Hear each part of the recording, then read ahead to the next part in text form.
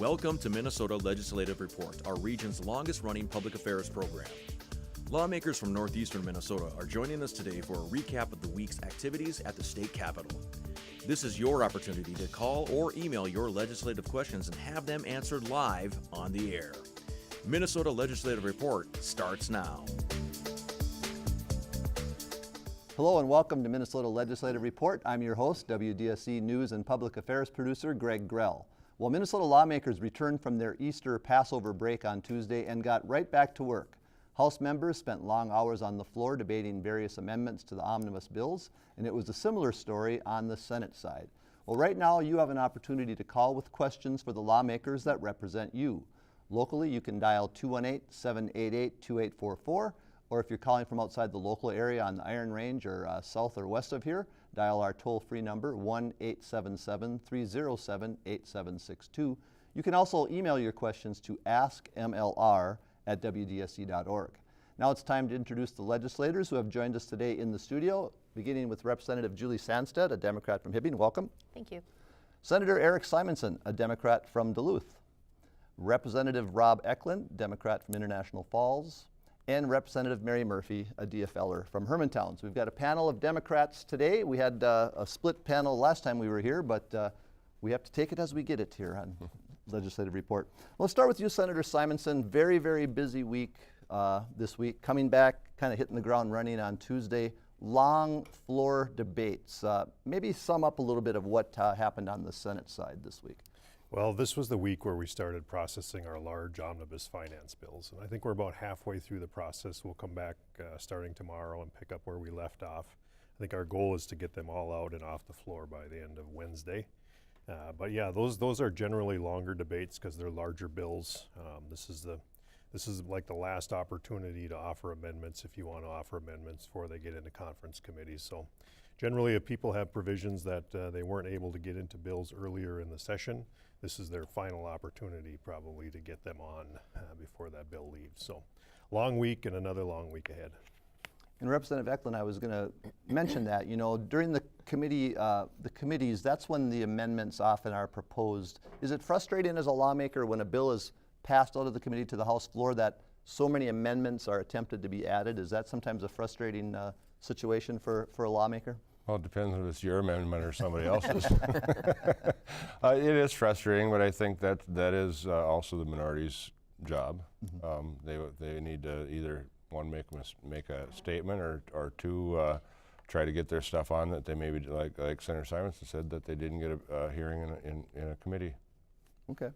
And Representative Sandstede, a lot of the omnibus bills as they're called were debated this week on the House floor. I think 5 of the 6 omnibus bills did eventually pass after many hours of debate.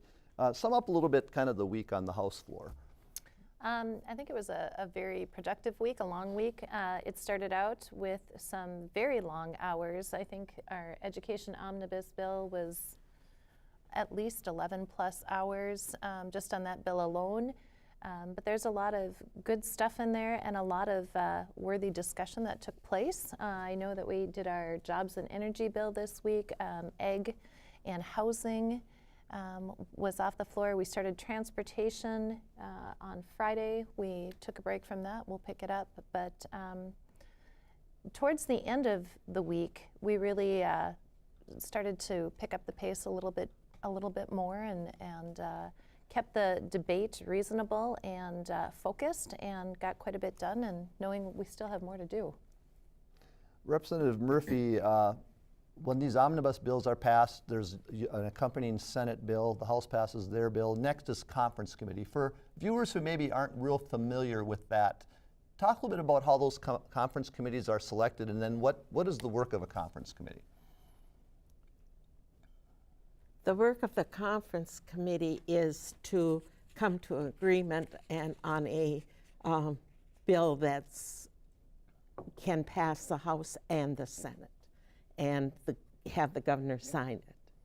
And we're farther ahead than we have been. We've had aggressive timelines that we're trying to meet so that there is time for conference committees to meet when floor sessions aren't taking place, and they can be in public and during the daylight hours, or at least before midnight. We have not yet gone beyond midnight, and we don't intend to. And that's really an accomplishment. That's something that's more humane than anything else, and it makes more sense because nobody follows us. It doesn't seem like a lot of people would follow us after midnight because it's just not our nature to be awake at that time of the day. And certainly you don't do your best thinking during those hours. So we certainly shouldn't be trying to make the most crucial decisions at a time that we're all worn out. So we're trying very hard to, by May 1st, to have new targets for the conference committees to meet on and for public input on all the conference committees that are made. There are usually on the omnibus bills, there are 5 senators that are appointed and 5 House members that are appointed. And the governor's peoples, the agency's peoples are all usually in attendance at those meetings as well. And you don't rehear everything that you heard during the regular session when committee meetings were meeting, but you summarize and you go forth. And maybe, usually the underlying rules are if it's not in the House bill or it's not in the Senate bill, it can't be in the final bill. And that is one of the underlying rules that's usually followed. And I expect that that will be the underlying rule that will be followed this year. That if it's not in one bill or the other, it can't get in, it can't just appear. Right. And the other thing is the targets will be somewhere where I'm thinking that they'll be somewhere between the House target and the Senate targets, which were extremely low this year. And the House targets were more bountiful than they've ever been.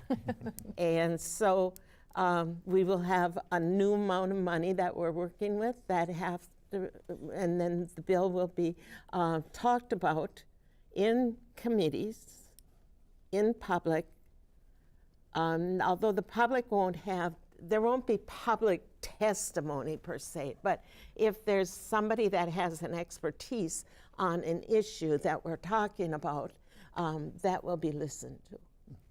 And Senator Simonson, 5 senators, 5 House members, it's a relatively small group working on some very big pieces of legislation. Is there a lot of guidance from leadership to these committee folks?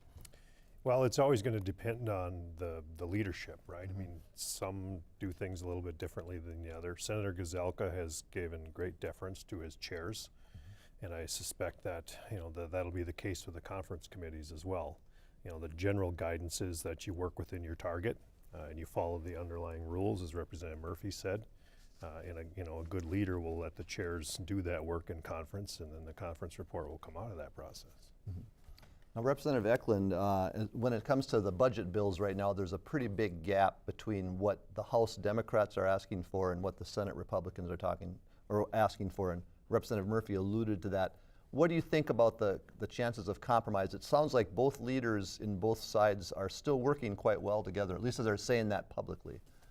I think we'll have a good chance of compromise. And to your previous question, Senator Simonson, the chairs are all meeting with the respective groups from the governor's office this week. So I suspect that's where we might start hearing some of the new targets that may be available. I know I looked at the schedule, and I hope my LA guy has it down on the schedule, but I know that I'll be with Representative Nelson. He chairs State Gov Finance, and that's where the Veterans Bill is tied in with that. So the two of us are going to meet with those two groups to work on strategy for those bills. So that's probably where Representative Murphy said where the new numbers are probably going to come from that we'll have to work with. Representative Sandstede, getting back to the long floor sessions that you've had and probably will have in the next couple of weeks, how do you kind of stay on top of the amendments and keep up with everything that's happening to make sure that you're passing good law? That's got to be challenging. Well, oftentimes, you know, you really don't get the amendments until 24 hours before we're going to be hearing the bill, and we get them in a big package. For me personally, I just try to read through them as quickly as I can, as often as I can, and pay particular attention to the debate that's going on the floor, listen to the rationale as to why they're being offered and who's offering them, and really how they're going to impact the overall bill. You got to be paying attention. You got to be on your toes because things move at a pretty good pace. Representative Ecklund? Well, and I just want to add, we have terrific staff that keeps us up to date on what the amendments mean and what the implications. So I mean, without our staff, we wouldn't be able to do some of this stuff. That one, I think it was the K-12 bill, had 200 amendments or something like that. I mean, there's just no way to know them without staff filling you in. Right. Well, we are getting some questions now from viewers, and that's what we're here for. So Jim from Orr is wondering, Representative Ecklund, I'll ask this question to you. Will there be any gun registration or gun confiscation making it into the omnibus bill? I know you pay close attention to the gun bills. That will probably be up to the Senate. Yeah. I don't know what's going to happen with the gun registration bills. I assume it's going to pass the House this week. It's part of the public safety bill. And like Representative Murphy said earlier, if something isn't in one bill from either side, it can't be in the final. But so I don't know what's going to happen, where it's going to come from in the Senate, if there's going to be a thing in there. But I assume House File 8 and House File 9, which the gentleman is referring to, will be in our public safety bill that'll most likely pass House floor this week. Senator Simonson, insight from the Senate side? Well, the Senate passed our public safety and judiciary omnibus bill last week, and neither of those provisions were in that omnibus bill. So it's not likely then. There won't be, Well, if they're in neither bill, won't be in the conference committee then, according to Representative Murphy. Oh, that's what I said, Greg. I think it will be in the House bill. Okay, I think it'll got it. pass the House floor this week. Got it. So. Okay. Have to listen closely. John from Two Harbors is wondering, will you plan to add a fee to the proposed electricity bill for homeowners? Senator Simonson, you serve on the Energy Committee. Is there anything like that in legislation? There is not, and I think that comes from some information that went out a while back that was not accurate. But no, there's no proposed fee on any electrical homeowner rate. There's going to be some new energy policies, certainly, but there's not going to be any significant increases for residential ratepayers. Mm-hmm. Representative Sandstede, I should say, you're the Vice Chair of the Education Finance Committee. People are always concerned about education funding. Can you talk a little bit about what's coming out of the committee this year and what's likely to pass for education funding? We had an extremely robust bill, at 3% and 2% on the formula, really taking care of the cross-subsidy issues,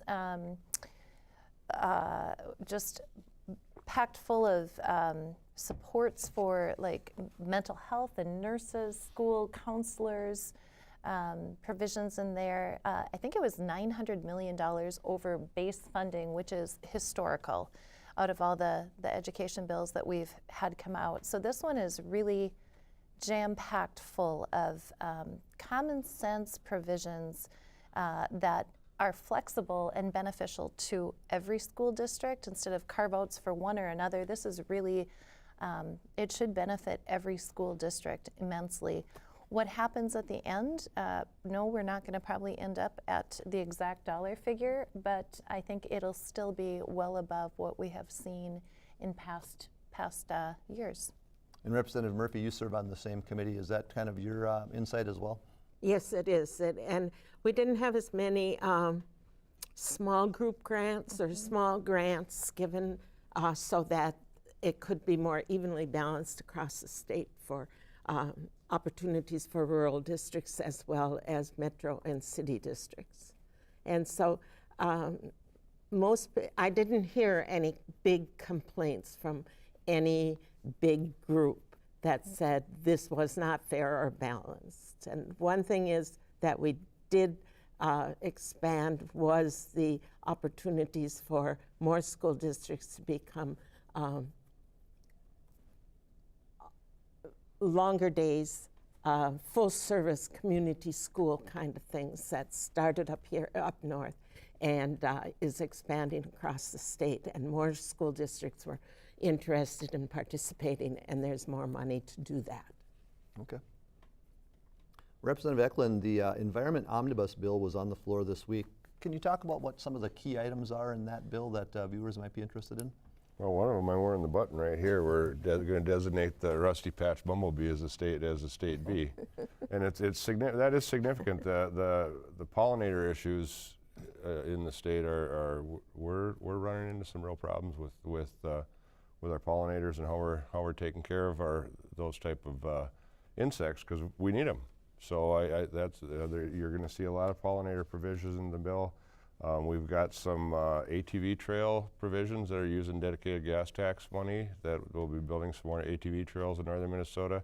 And there's also a trail in Representative Luick's district that will be built with those monies. So we're doing that sort of thing.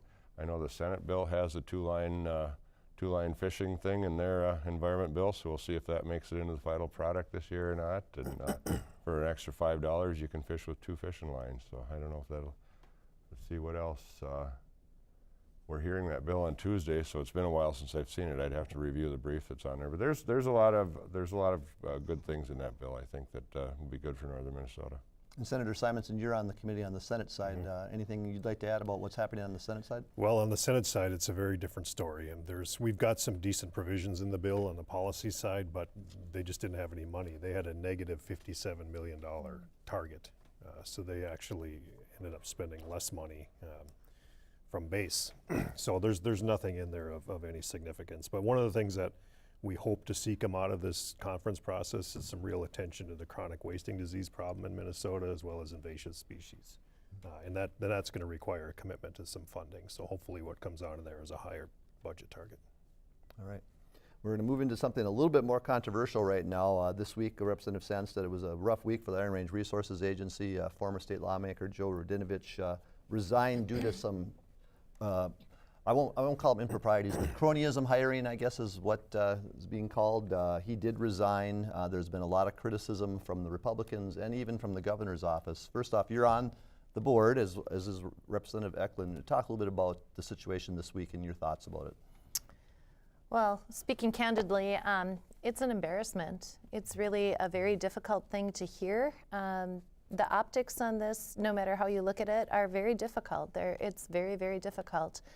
I'm not saying, Joe Rudinovich was the right person or the wrong person. I wasn't part of the hiring. The board didn't weigh in on this one. We didn't have a vote. But it's a difficult piece.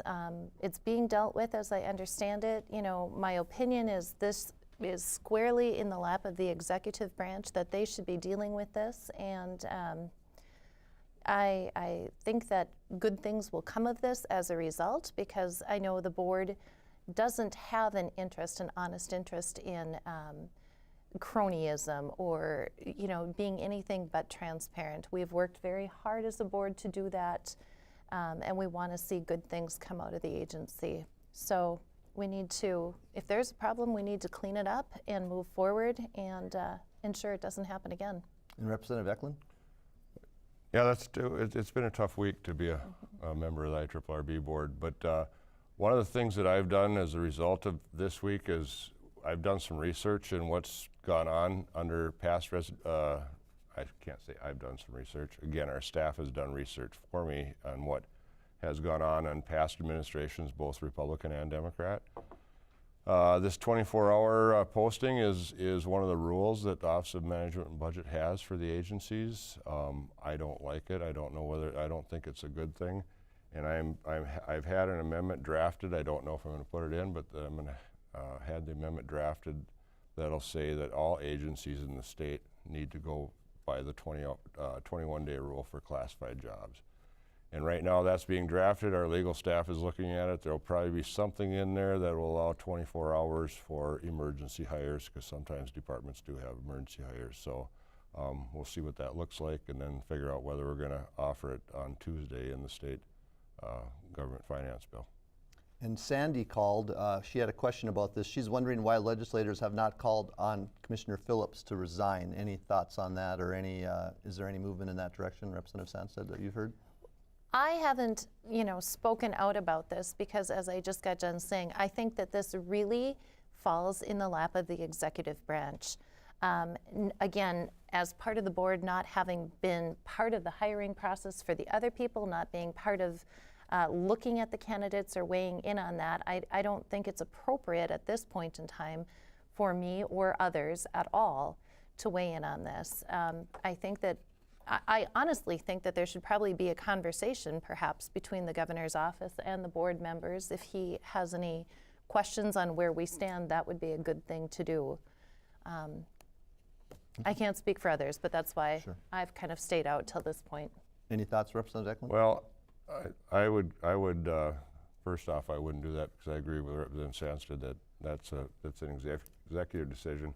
But also, you got to remember when Commissioner Phillips was first hired was right when the legislative auditor report came out on cleaning up a lot of different things that were going on in the agency, and I think he's done an outstanding job of spearheading that effort. So this was something that I think gave us a black eye, but I also think if the governor would have thought that the commissioner should resign, that we probably would have heard that last week, and the governor and the commissioner did meet last week, and that's, he's still the commissioner, so I guess the governor was satisfied with what their conversation was.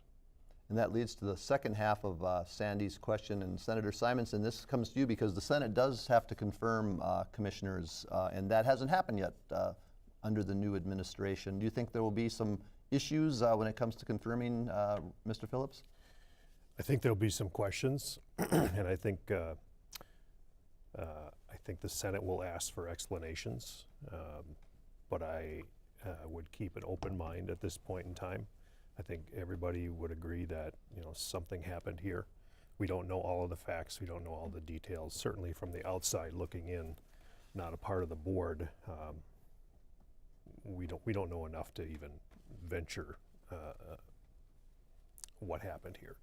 But I think the Senate will ask questions. But I concur with Representative Ecklund in that Commissioner Phillips has done an excellent job with the board, and I think we would hate to lose that right now, but at the same time, if he comes forward for confirmation, I would anticipate that he will get a fair amount of questions, but hopefully he's got good explanations. All right. We got a call from Karen. Karen is wondering, Representative Murphy, why is Minnesota the only state that hasn't taken the money for cybersecurity for elections? And I know we don't have anybody that sits on the right committee, but I think Representative Murphy is a good person to ask this to first.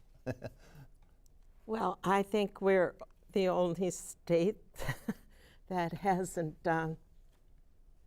been able to accept the money, because we're the only state where the person that is in control of the acceptance of the money is a former Secretary of State, and she wants to assert her authority as Senate Chair and make the current Secretary of State have a better plan than what he's already offered. Mm-hmm. So Senator Simonson, what's your take on this situation? It's the most bizarre thing I've ever seen. I mean, I can't, there's no other way to put it. 1 out of 50 states, right? I mean, and there is enough data to show time and time again that the hackers are out there, that they're trying to get in, they're trying to control or at least partially control the election. The funds are available from the federal government, but she absolutely refuses to accept it. Mm-hmm. Makes no sense at all. Now, leadership is saying that, and the governor is saying that they still think they'll be able to work something out. It would be a shame to let that money go back to the federal government. Do you agree, Representative Murphy? Do you think something will work out in the end, or? I do, because I sincerely believe that she's not being obstinate for obstinate's sake. I think she's trying to deliver some kind of a message that hasn't been very succinct on what she's actually looking for or what she wants to hear. But I don't think, and I think she really believes, or I mean, everybody that I know really believes that we have a danger with our voting records and so forth that has to be protected, and that we believe that the Russians really did look at Minnesota's records and data and all that kind of thing. And we don't want that to be able to continue by any other foreign or any other state hacker kind of things that want to have an input on Minnesota's results. And we have to make sure that we have safe data. And our voters are depending on that. And the people that are making the decisions or will make the decisions on how the money is spent from the executive branch and the Secretary of State, who are legally elected and strongly supported, they're going to come up with the right answers, and we are going to spend that money before it's too late and before the next round of elections. But that's starting July 1st of this year. That's the new year. Keeps coming around. Yeah, yes it does. Anybody else on this issue? So I Senator think Simonson? Secretary of State Steve Simon has got to be one of the most open, honest, transparent persons that I know. And he is absolutely suited for this position. And when he comes to you and tells you that there's a threat, I think 99% of the people in the legislature believe that there is a credible threat. And I agree. I think at the end of this session that some compromise will be made and we'll reach a conclusion. But why it's taking this long, it's beyond me. All right, thank you. Representative Sandstede, you serve on the Greater Minnesota Jobs and Economic Development Finance Committee. Can you tell the viewers about legislation that may have come out of that committee this session? Is there some good work being done to create more jobs in northern Minnesota? Well, I think this, as I understand it, was a newer committee, and certainly new to me. We didn't hear very, very many bills at all, but one of the biggest provisions I think that we really talked about was broadband was number one, and we see that coming out. We had a very robust conversation around broadband and the need in Greater Minnesota, as well as some discussion on like flood hazard mitigation and safety issues like that, and looking at the natural disasters that our state has faced with the weather changes, provisions even here in Duluth with the lake walk and the storm surges that we've seen. I think those are the two big things. So not a lot of bills, we don't have an omnibus bill or anything like that, but some very good and relevant conversations. And Representative Ecklund, your Committee of Veterans and Military Affairs, Finance and Policy. Tell our viewers a little bit about what came out of that committee this year, or what's coming out of that committee. Well, the new things coming out of that is we have some extended funding for Lutheran Social Services. They do a lot of mental health work with our veterans in the state. It's a program that was established a few years ago, and we coming out of the House bill, we increased that by about $200,000 a year, if I remember right. So it's $800,000 total for that provision. And probably the one that I'm most proud of, because I carried the legislation, but it's called the Veterans Defense Project, and it's it'll allow counties to establish a veterans court if the need is there, but it also will allow counties to collaborate. So like here in northern Minnesota, 2 or 3 smaller counties could combine for one veterans court, and then it provides some competitive grant money for groups to go after to help establish these courts, and you know, we don't fight wars like we used to. We send our same troops over and over again into battle, and sometimes they get they're in pretty tough shape, maybe psychologically when they get out. So we need to help take care of them, and this is just a program that's going to help. So one other issue that people may be aware of is the new veterans the veteran cemetery that has been constructed just outside of Duluth. I haven't been down there yet. Is that cemetery officially open yet, or what's the situation there? I know it looks like a beautiful place with a nice entrance. it is gorgeous, and it's technically open. We're having the grand opening. We're hoping to have it around Memorial Day this year, but it's been too wet. They haven't been able to get in there and get the final landscaping finished. So it's going to be sometime in early September. I would guess probably shortly after Labor Day when we have the grand opening for it. And it's a beautiful place. That's in Representative Murphy's district, so I know she knows all about it. Not quite. So, well, not quite. Oh, okay, I thought it was. Explain though what the veteran cemetery, what the advantage is that for a veteran? Well, sometimes the families can request that they be buried there, and then if you get out of the service with honors, some veterans are automatically qualified if they want to, if they choose to be buried there. So it's mostly a family choice, and then there might be some benefits if you've had, you know, been a Purple Heart or other types of things like that. So. Looking forward to seeing it when it opens Yeah. up. Looks like it's going to be a beautiful place. Senator Simonson, one thing we haven't talked about, believe it or not, so far this spring on Legislative Report is the situation with MNLARS. I've got it on my list today. We've heard a lot about it over the last couple of years, and I know there's been a little bit more going on this session. Where are we at with the licensing system? Are we finally getting a handle on it? And just kind of give us an update. Well, the complaints have gotten fewer and fewer, but we still do get complaints from time to time.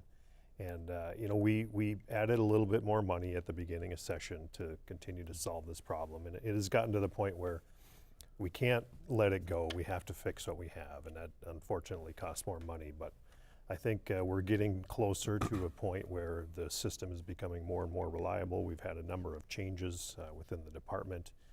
New commissioner coming in, obviously, you know, shed some different perspective on the issue, and I think we're making progress.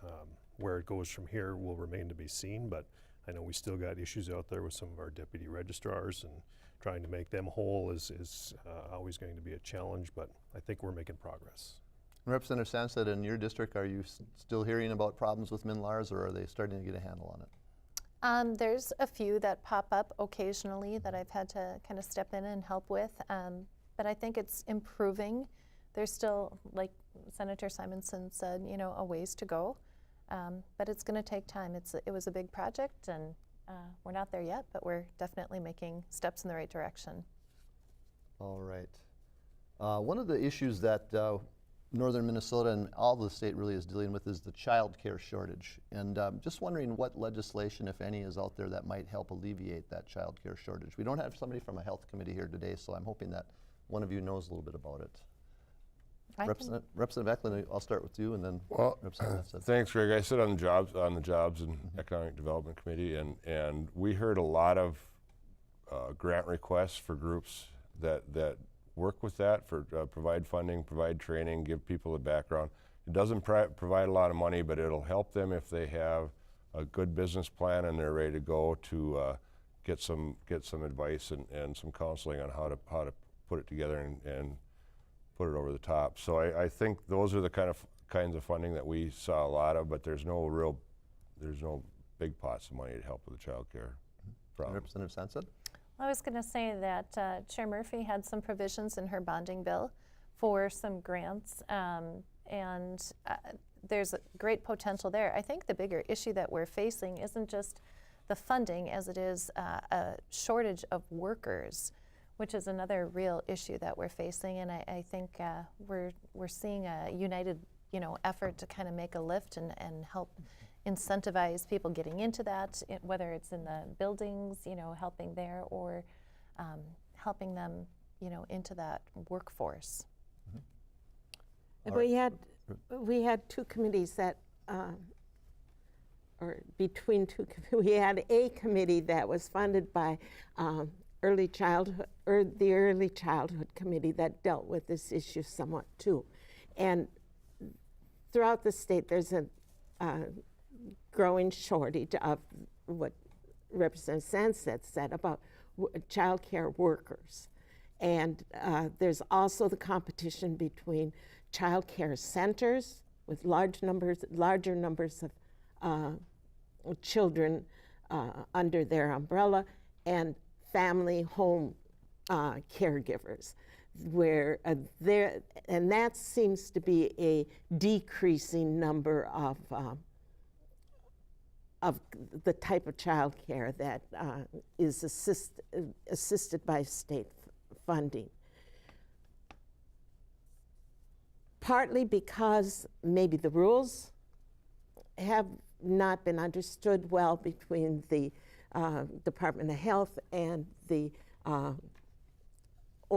people that are managing the home type of child care. And if we don't get that problem cleared up, we're going to have continued decreasing numbers of family home care or care in the home for these centers. But we're trying to create some funding for grants for both the centers and the families that want to be able to do that. And we're doing that in both the Health and Human Services Finance Bill and in the Capital Investment Bill in the House of Representatives. And I know the Northland Foundation has recently come up with a study showing the economic impact that the lack of child care is having on northeastern Minnesota. It's really quite an impact, and something that we really want to get a handle on. It's true, and the counties of northeastern Minnesota have been working together on this topic for the last couple of years, and they've been working with Northland, and they thoroughly understand it and understand the needs now, and have issued some things that could be done to solve the problems, and we just have to continue to work together to make sure that we are listening to each other. All right, well, thank you, Representative Murphy. And you are watching Minnesota Legislative Report, your opportunity to call in with a question to our lawmakers like Dwayne from Duluth did. And Dwayne is wondering, Representative Ecklund, what progress is being made on the chronic wasting disease? Is there any legislation dealing with that? So we put some real good language into the agriculture bill, and I worked real hard with Chair Poppy on that and others. We're going to require double fencing and redundant gates. It's in the House agriculture. And this is with bill. the game farms? With the game farms, yeah, the Cervidae farms. Yep. So we're going to require the double fencing and the redundant gates, and if they're found carrying chronic wasting disease right now, there's no live test for it, so the farms are going to be, under our bill, are going to be required to depopulate. We just had one depopulate in Crow Wing County. It's a tough thing to deal with. The farmers have a lot of money tied up into these animals, and it is an agricultural practice, but we also have to take a look at what could potentially happen with our wild herd, and we did accept an amendment last week that would allow the Board of Animal Health, if there is a chronic wasting disease live test developed by a research university, it doesn't have to be the University of Minnesota, it could be anywhere in the country, that then maybe we could take a look at not depopulating the herd and just figure out which animals are carrying it. But it's a strange disease. It's a thing called a prion that I've never heard before, and they evidently stay in the environment for a long time. They don't know how long. There's no research done on how long they actually exist once the prion is deposited, I guess. So. And Senator Simonson, what about on the Senate side? Similar measures? Very similar position is that bill, if not exactly the same. I think this is one thing that the committee on a bipartisan fashion took very seriously. You know, it's very prevalent in southeastern Minnesota, and we don't want to see it spreading, because this is something that, if left unchecked, could absolutely decimate our wild herd. All right, Representative Sandstede, Willard from Hibbing called, and he's wondering, how are you going to allocate money for the Workforce Association to get people to work and pick them up when they're done? And I'm not sure if that's something that you know about, but he was calling from Hibbing, so. I think Willard called the last time I was here and asked a similar question. I think there is some provisions in our jobs bill for some of the transportation. And I had tried to call him back on that one. That's all I really know of, if that's what he's asking specifically to. Yeah, he didn't. It was a pretty general question. Yeah. So. Representative Ecklund? And we haven't heard the entire transportation bill yet, and the House Chair of Transportation is very big on public transit, so I would expect that we'll hear some kind of provisions in Chair Hornstein's transportation bill before we're done tomorrow for that sort of thing. All right. Prior to the show, Representative Murphy, there was a little talk that the bonding bill, which you are in charge of on the House side, may be getting a little bit of traction on the Senate side. Any movement on a potential bonding bill this session? What are you hearing? Put you on the spot. Well, our bill is kind of sleeping in Ways and Means Committee, waiting to for the alarm to ring. And apparently my meeting with the governor and MMB on the issue is on Thursday. And so we're going to talk about the provisions of the House bill. And I imagine they're doing the same thing over in the Senate, talking about the provisions in the Senate bill. Our meetings have concluded, and our bill is complete, and it is in Ways and Means Committee. And so as soon as we get the assigned time, we will hear it on the floor, or it will wait till next year. But I fully expect we are going to have a bonding bill this year. And Senator Simonson, what are you hearing on the Senate side? Hearing anything from the Republican side of the aisle on a bonding bill? So the Capital Investment Committee has not yet met, and being as it's almost the 1st of May, it's unlikely that they will. However, this is the time of year where the discussion starts to open up a little bit about if we had a bill, what would it look like, what should be in it, what should we do this year? This being a typical budget year, it's not at the top of the list, but I think it would be pretty typical if we see something emerge in the next 2.5 weeks or so. So stay tuned. We'll see what happens. We got an email question recently from a viewer. He has a question or an idea about Enbridge Line 3. I'll start with you, Senator Simonson. The viewer is from Carleton County. His idea is, what about taxing Enbridge's Line 3 per barrel instead of a gas tax that would further burden individual taxpayers? So he's looking for a shift of the gas tax to the oil pipeline. This could be used to bridge the gap of the number of cars on the road and switch over to more bus and transit and electric cars. He's proposing a new idea. Is this anything like this been floated in the legislature to your knowledge? Not exactly like that. We've had, when I was in the House, I used to sit on the tax committee, and we used to have a number of conversations about different ways to tax different products. And not to say that we didn't talk about this in general, but certainly not specifically. But I think it's important to point out that pipeline owners do pay property tax. And that can be a significant source of revenue for local units of government. So it's not like they get off scot-free. And I think, until we come up with some better plan and how we're going to tax and raise money for our roads and bridges, I think the tax that we have right now is, although considered somewhat regressive, it is what we have right now. And it's also pretty important to point out that Line 3 specifically doesn't originate in our state and it doesn't terminate in our state. But there are significant positive impacts to many local units of government as it cuts through the state.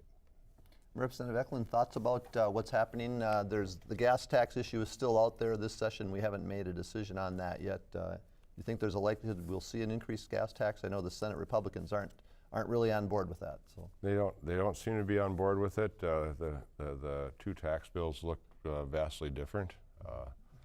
So I think that's another one we're going to have to stay tuned. And the viewers need to know that when all these omnibus bills come together, there's a lot of conversation between leadership on the give and take and how they're going to move things around according to what each of the targets will end up being. So I wouldn't be surprised if we see some kind of tax increase at the end, gas tax increase at the end, but right now the two sides are, like I said, vastly different. So we'll see what happens. Representative Murphy? I think that one's an interesting thing, though, because I did have a telephone call from a constituent, or from not a constituent, but from a friend that I used to work with, Vince, who was saying that a solution would be to put a tax by the barrel on the oil that's passing through our areas. And that he lives in West Duluth. And here's somebody from Cloquet, did you say? Carleton. Yep. Yeah, that's talking about the same thing. And so maybe that's gaining strength, and we should start saying we're hearing about charge for on the barrel of the amount that's going through our pipelines. Yeah. We have a call from Gary in Esco, and this question comes up pretty much every year on Legislative Report, but I'll ask it. I'll start with Representative Murphy. Gary says Minnesota is only one of 9 states that taxes Social Security. Is there any plan to get rid of this like other states have, especially for senior citizens who are on a fixed income? And I know this question comes up at multiple times every session. It does, and it was talked about in the tax bill again this year, and we have further extended the expansion of it, and so that there will be fewer people,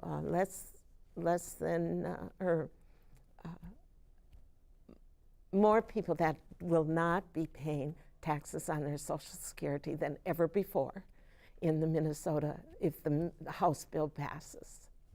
And how does that work? Does it set a I don't know cap or exactly. something? I don't know exactly how it works, but it's over 50. It will be over 50% in the bill that passed the House of Representatives on Thursday. And Senator Simonson, I know you're not on the tax committee now. Do you know what's happening on the Senate side? I don't know if that provision is in the Senate tax bill. I would be surprised if it was, but I honestly don't know that. We haven't seen that bill on the floor yet.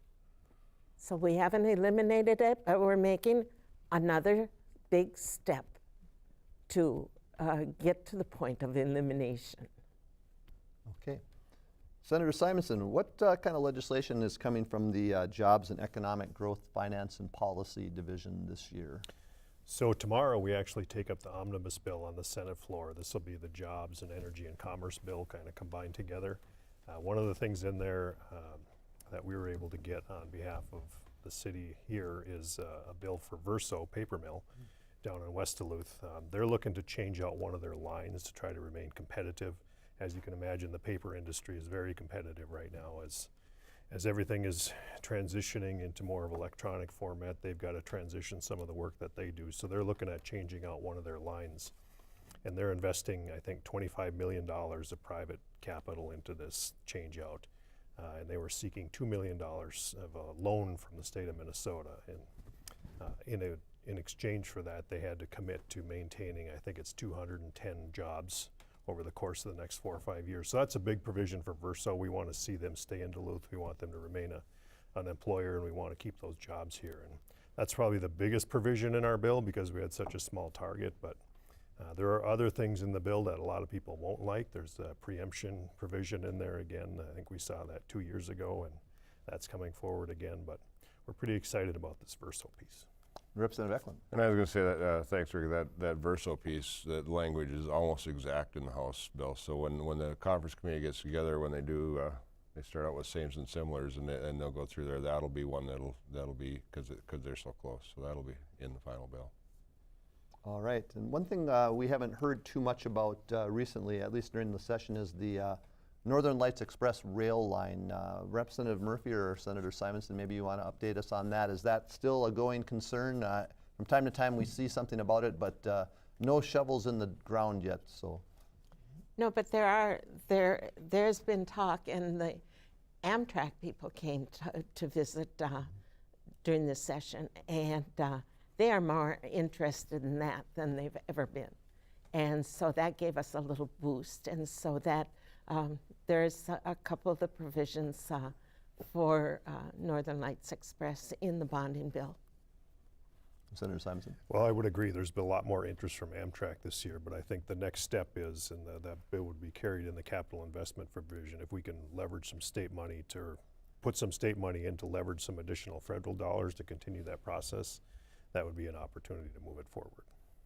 All right, and we just have a few more minutes left. I'm going to get to a few more questions we have from viewers. Mary has a question. I'm not sure who's the right person to ask this question to, but she's wondering, how do you feel about the new way Governor Walz wants to reimburse nursing homes? I don't know much about that, and we don't have a representative from the Health and Human Services Committee. Representative Murphy, do you know what that's about?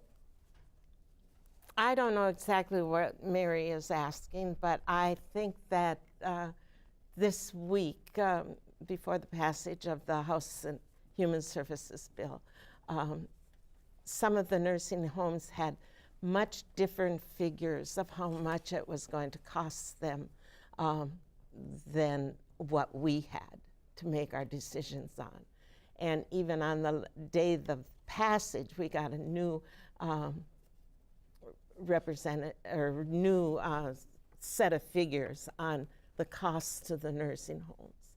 And I think by that time we had a much better explanation of how nursing homes were going, the funding of nursing homes were going to be addressed in the House bill than what had gone out to the nursing home people from their industry. So I think we still don't have a clear answer, a bill that the nursing home, the cost to the nursing homes, the time period has changed in the time period that they were addressing between the two sets of numbers and so forth. But it was clarified enough so that we thought that we could not take it out of the bill and leave them with nothing. And so we got it, my thought was they'll take care of it in conference committee. And so I don't think that the information that the people at the nursing homes had was the same information as we had. And so we took it on the good faith that if we have the wrong numbers, it will be addressed in the conference committee. And so wait 3 weeks and we will be able to tell you the truth. All right. Representative Ecklund, Davin from Duluth has a question about the IRRB. He's wondering if money from the IRRB is directed to the Cuyuna range as well. He thinks everything is going to the Mesabi range. That's a product a bit about where the active mines are, correct? Well, right now the active mines are what pay the production tax, but the Cuyuna range is part of the Taconite Assistance Area. So yes, I believe, did we have some, I think we had some mountain bike trail money that went down there, and they're eligible to put in for the same applications to the different funds as the rest of the Taconite Assistance Area is. So, so yeah, there is money periodically that goes down there. So rest assured some money is going that way. Yes.